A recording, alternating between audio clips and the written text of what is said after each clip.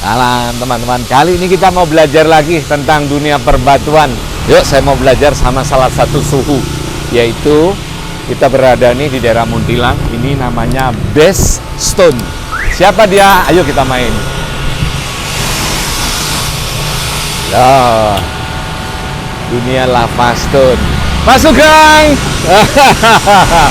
Ini kabare. Salam sehat. Ya salah apa pokoknya pegang aja udah yakin. Teman-teman, ini ya tanpa skenario, tanpa skrip, Pak Sugeng. Ini artinya wis kantongin merah apa-apa. Ini adalah salah satu suhu kita. Kita akan belajar banyak di sini ya. Ini Base Stone. Pak Sugeng langsung aja pertanyaan simpel. Kok namanya Base Stone itu kenapa? Biasanya Base Stone kok jadi Base Stone apa Base Stone? Sebetulnya Base One. Oh, Base One. Kayak kurang kedengeran di dalam aja lo ya. Ya. Di gimana ya biar nggak berisik. Lihat teman-teman karyanya beliau tuh. Waduh, cantiknya. Ya jangan lupa nanti kita ada linknya nanti ya. Ibu Lu Susi, salam sehat semua baik. Ya, salam sehat semua. Kita langsung seperti biasa tanpa skenario. Mbak Susi, Ibu Susi dan Mbak E langsung di YouTube. Ya. Ke kantor gua aja. Ayo. Lebih tenang. Ya. Halo, Ya. salam. Kita masuk ke dalam YouTube-an Ini ya. aku. Oh iya, siapa namanya? Wawan. Wawan. Oke. Wawan ya. Nah, teman-teman, nah ini pertanyaan saya ini sedikit membingungkan ini kalau nggak bilang Best One apa Bistone Atau Base Stone. atau Bistone gitu. Ayo kita dengar jawabannya. Di mana yo? Ya, di sini ya. Ya. Oke, salah. Oke. Aduh. Udah lama saya nggak kesini ya. Nah, cerita dulu dong, ya, pembukaan. Ya, nama atas itu mestinya Base Stone. Base One. Best. Base One. Satu yang terbaik. Oh, gitu maksudnya. Satu yang terbaik. Jadi yang Ya. kita daftarkan ke Ya. sebagai merek pendaftar itu, presiden itu Ya, adalah Base One. Satu Best. yang terbaik. satu yang Nah, terbaik. memang jadi unik karena kalau Aha. digabung jadi Base Stone, Terus bisa jadi Base One gitu. Tapi yang betul satu yang terbaik. satu yang terbaik. Jadi strategi marketing juga dengan ditempelkan namanya. Silakan berimajinasi sendiri. Sudah tahun berapa? Kita tahun 2001. 2001. Buset. 2001. Lama dong ya. Bener-bener loh. Udah Sebetulnya embrionya ada di Klaten dulu di Jatinom. Dekatnya dengan Pak Desi. Pak Desi kemarin udah kita liput, sekarang Itu gantian. 90 Nah. 97 saya di sana. Oh, 97 sudah main di sana? Ya di sana. Jadi Di tempat Pak Desi bukan? bukan di Lain Jatinom, lagi? di Klaten juga. Oh. Sendiri beda. Oh, dari awal sudah main sendiri toh? Tahun Ya. 97. Sebelum di Pak Edi itu sudah Pak di Batu toh latar belakangnya. Sebenarnya saya jadi Ya. anak Bapak itu bukan di situ, Terus? tapi di perusahaan karoseri New Armada. Oh, di Narmada. Jadi Pak Edi dengan kita itu Ya. sama-sama kerja di satu perusahaan karoseri namanya New Armada. Ya. Pak Edi Hartono kan, Betul. itu GM, saya salah satu manajer produksinya. Oke, clear. Lalu kemudian Pak Edi sudah keluar duluan, dia punya pabrik PT Priadi. Iya. Nah memang saya awal-awal Krismon 97 itu udah terasa kayak nggak enak gitu ya. Iya. Lalu saya punya anak 3 kecil, Iya. lalu kerja di perusahaan yang sama. Iya. Saya dan istri itu sama-sama mantan karyawan di Oh. yang saya. Lalu kemudian Oh, iya. ya kita ngobrol sama Pak Edi Hartono, Pak, ini kalau nanti jadi Krismon, Iya. lalu saya punya anak 3 kecil, terus gimana? Lah, Pak Edi tahu kan, dia spontan aja. Sudah anakmu dibakar di batu. Asik. Itu suhu kita. Ya, terus. sama saya gitu ya, teman. Ah, Ya, terus. saya sebenarnya di Pak Edi itu belum jadi anak buah kerja, tidak, teman. Terus. Saya belajar aja lah, dia guruku. Iya, iya. Saya lihat mesin-mesinnya dia, wes ini bisa buat alternatif. Iya. Nah, Kenapa memang sih? di situ tadi saya di Jatinom itu memang Ya. saya berdua dengan namanya Pak Eri Subagio. Oke. Sudah almarhum juga. Ya. Itu juga memang mantan anak buahnya Pak Edi Hartono memang itu. Ya. Memang dia dari situ. Oke. Sejarahnya itu. Iya, iya, iya. Berarti pada waktu Pak memulai Bestone itu sekitar awal-awal 2001 ya tadi ya? Nah, iya maksudnya 2000 yang tadi yang di Jatinom itu, itu cuma bertahan 3 tahun. 3 tahun, lalu kemudian saya bubar kongsi dengan teman saya itu. Ya. Lalu sebetulnya saya udah mau putus asa. Nah, udah menyerah nih kita ya. Mau menyerah saya waktu itu sebetulnya. Saya mau kerja lagi aja ke kebutuhan saya yang armada itu. Terus. Tapi di tengah jalan ada temen namanya Pak Dedi Irianto itu. Ya. Lalu ketemu, lalu saya ngomong masalahnya, saya masih pengen kerja batu, teman modalnya entek. Ya. Lalu ya sama-sama dia, tolong dia. Lalu saya bikin pabrik Best One ini. Best One. Ini dibangun dari tahun 2000, lalu mulai beroperasi 2001. Baik. Saya kongsi dengan teman yang sebagai pemodalnya. Gitu. Oke, clear. Nah, pada waktu mulai 2001 itu sebenarnya dunia perbatu alaman di seputar sini ya, Jawa Tengah, Jogja. Seperti apa sih Pak? Apa sudah ada tren-tren tertentu? Sebenarnya awal-awal itu kondisinya bagus ya. Bagus artinya Iya. harga itu masih Iya. cakep, masih bagus. Oh, Lalu bahan baku melimpah. baik. Lalu ya apa namanya? Belum banyak pesaing pabrik yang sama ini juga. Ya, benar. Waktu itu agak enak. Dan memang beruntungnya karena memang semangatnya itu ya ini Mas Herang, kita waktu nama itu kan doa ya. Betul. Kenapa kita beri nama Best One? Iya. Memang di pikiran kita memang aku mau kerja ini untuk kejar pasar ekspor. Sudah Karena ada apa? ide gitu ya. Waktu itu sudah. Terus? Karena apa? Kalau saya main di lokal waktu itu gampangannya berebut sama teman sendiri, Iya. bersaing sama teman sendiri itu Baik. nggak enak gitu. Jadi nggak sehat lah intinya dia. Nggak sehat lah, betul. Benar. Dan memang benar, memang di awal-awal itu saya 2001 Ya. itu kita main kerja di lokal banyak masalah. Kita jual di Pangalan tuh yang kita Wah, kirim seru deh. Kita kirim ke Bandung. Seru. Pernah juga berarti yang nyotong gitu. Pernah awal-awal kita pernah itu. Lalu kemudian ya belajar cepet aja gitu. Ini kalau gini terus nggak enak. Lalu ya kalau ditanya kadang-kadang saya mulai ekspor itu tahun 2003 sudah ekspor saya. 2003. Jadi teman-teman kalau di dunia batu alam memang kita ada menentukan juga kita mau bermain di pasar lokal apa pasar ekspor. Nah, kalau pada waktu di pasar ekspor memang pada waktu awal tahun-tahun 2000-an itu biasanya memang pemainnya sedikit. Kalau mungkin di Jogja yang terkenal tuh mungkin baru di One Day Only biasanya itu Bestone ini teman-teman.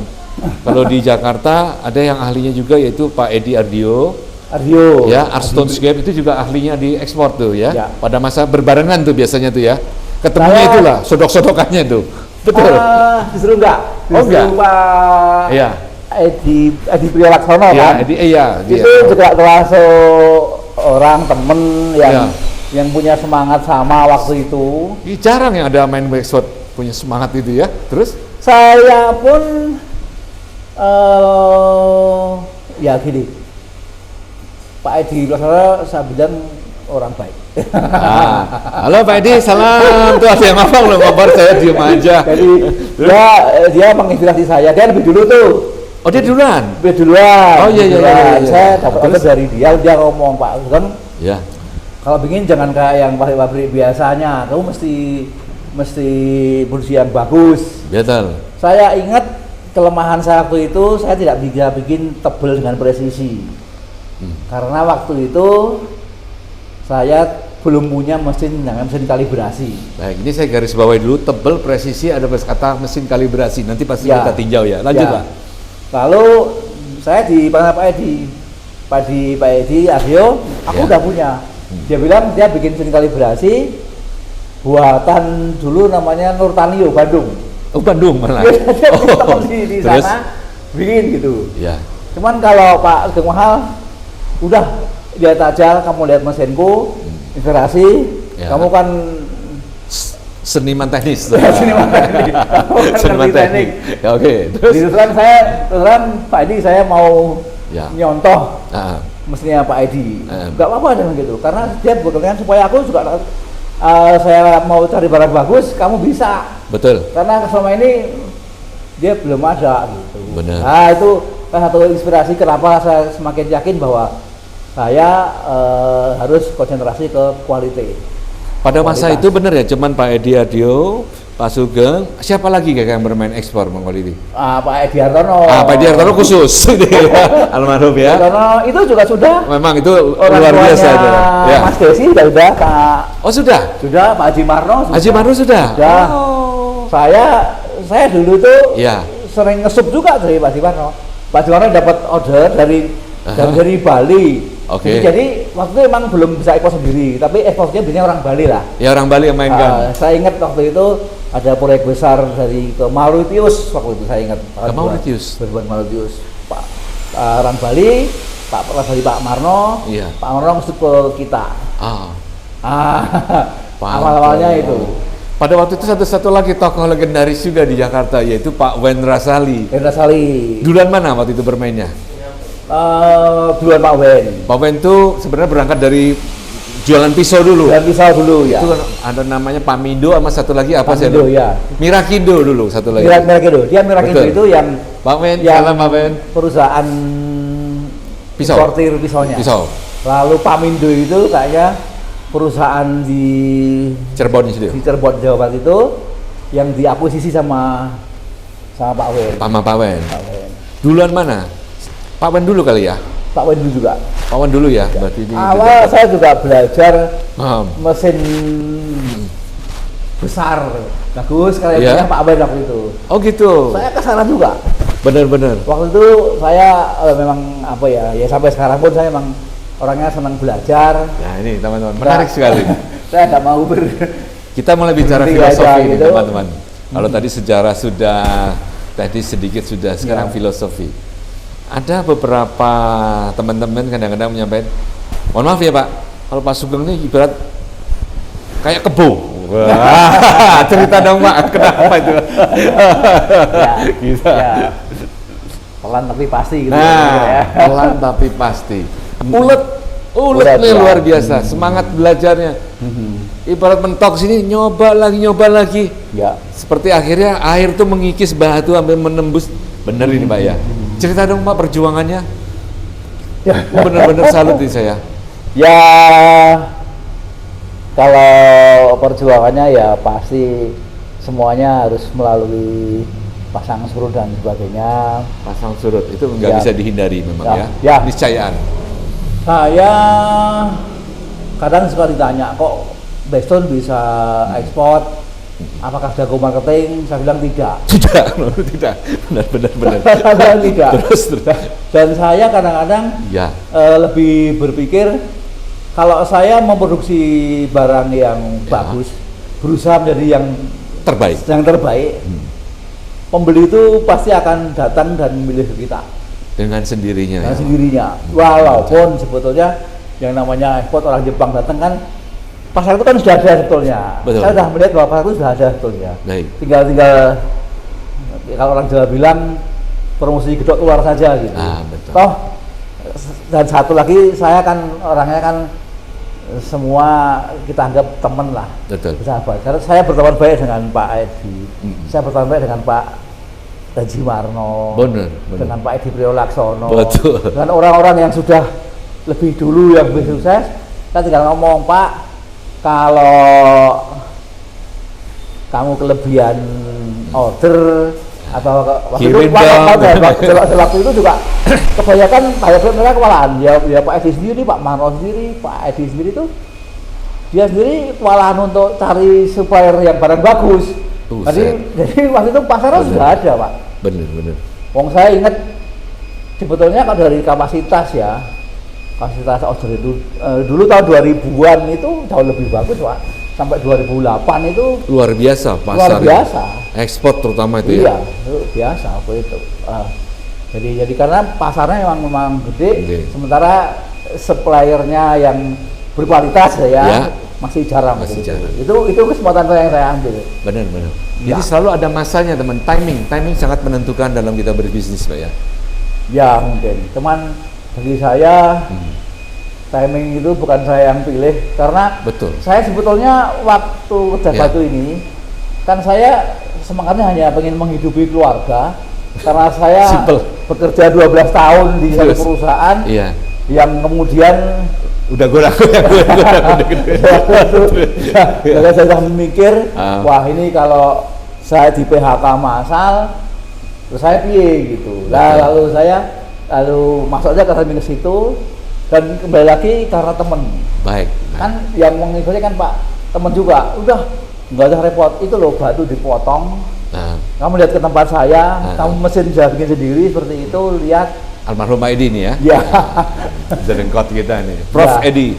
ya Baik Pak Sugeng, berarti kita sudah cukup membicarakan segala strategi, kemudian filosofi juga. Sekarang kita mulai ke benar-benar ke batu alamnya biar teman-teman ini kita bisa mudah-mudahan bisa bermanfaat, mengambil banyak manfaat juga dari apa yang pengetahuan yang sudah pernah kita dapat ya, terutama di sini dari Pak Sugeng sendiri. Pak, kalau jenis-jenis batu yang sekarang diproses di Bestone itu Ya. apa pilihannya? Mungkin agak lucu Mm-mm. sama karena emang saya bilang yang orang lain nggak bisa Ya. silakan datang ke saya Mm. saya pasti bisa. Nah, tuh teman-teman. Ya. Kecap nomor 1 tuh kalau promonya. Maksudnya saat itu kedua saya Ya. memang semangatnya kalau orang Jawa bilang secara positif saya itu orangnya geleman. Geleman itu artinya saya antusias untuk mencoba sesuatu, Baik. untuk melayani pelangganku Baik. yang kalau orang lain itu dianggap Ngerepotin gitu. kesulitan Ya, repotin gitu, terus. itu saya ambil karena disitulah peluang bagi saya. Iya. Saya yakin aja gitu. Ya. Jadi apa itu pasti termasuk saya kan punya keunggulan yang produk wall welding itu ya, yang kayak mosek, yang bagian itu. Nah, Ayo, ini mana nih? Ayo gampang, kita lihat nih. gampang. Ayo, coba lihat. Ada coba sengaja. Nah, ini dia. Seperti ini. Teman-teman, ini jenis batu, ini dari Bali, batu kerobokan. Cuman Ya. di Bali pouringnya sudah susah. Ini terus saya bandrek dari Jawa Timur. ujung timur terakhir itu. Ya, Pacitan. Ah bukan. Mana? Banyuwangi sana. Banyuwangi Pak. ya benar. Mirip Saya di sana. mirip tapi lebih medok gitu Ya. loh. Ya. Ini untuk ke Jepang. Jepang. Terus? Di Jepang punya masalah ongkos tukang mahal. Oke. Jepangnya ngomong, aku buatin yang kira-kira Sudutan nih pasti. sudutan. Yang Oke. kira-kira saya sana harus presisi, tidak repot dan cepat. Wah, itu peluang berarti nih. Ini peluang. Oke. Saya bilang langsung, oke ya. Gitu. Ah, Ini jadi namanya L-shape ini. Nah, L shape ini- bentuk L ya, Ya, dipatenkan. gini ya gitu.